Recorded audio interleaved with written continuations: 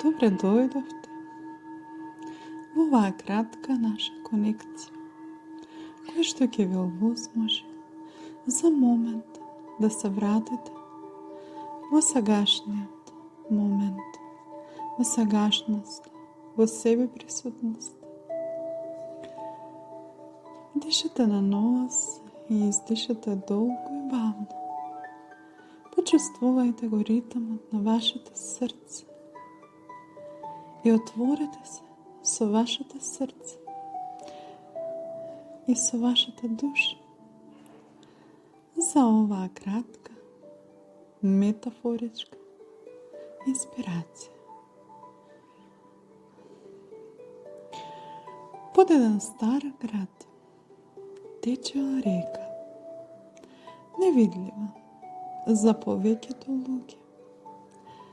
Градот бил изграден над неа, со куќи, со улици, со живот. И сите мислеле дека земјата е стабилна. Но тоа дали навистина било така? Од време на време започнале да се појавуваат пукнатини во ѕидовите, во односите,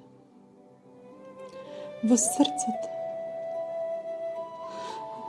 Луѓето ги поправале површините, но пукнатините секогаш се враќале. Тогаш една жена почнала да чувствува дека нешто не е во ред, дека постои нешто што другите не го гледаат. Тоа не е на површината. Знаела дека тоа е под неа. И почнала да копа. Не физички. Почнала да копа. Внатре во себе. Започнала да се соочува со стравови кои што не ги разбирала. Со реакции кои што не биле логични.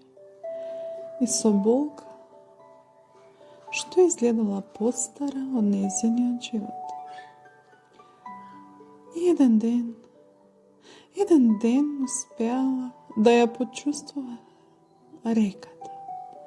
Длабоко под неа течела силна, течела немирна вода, полна со сеќавања, полна со недовршени приказни и со емоции што никогаш не нашле излез. Тоа била реката на нејзиниот род, која што со години била затворена, притисната, потисната и игнорирана. Но таа не исчезнала, бидејќи тоа е невозможно. Само чекала да некој ја препознае. И жената не се обидела да ја запре. Жената не се обидела да ја контролира оваа река. Само ја дала за прв пат простор да тече. И кога вистински го направила тоа, пукнатините престанале да се појавуваат. Не затоа што проблемите исчезнале, туку затоа што протокот се вратил и почнал да тече таму каде што треба. И за прв пат земјата под неа станала жива. Не совршена, но вистинска. Се надевам дека оваа кратка приказна од животот разбуди нешто и кај вас. Ве поздравувам. Испраќам љубов и светлост. Вашата Верица.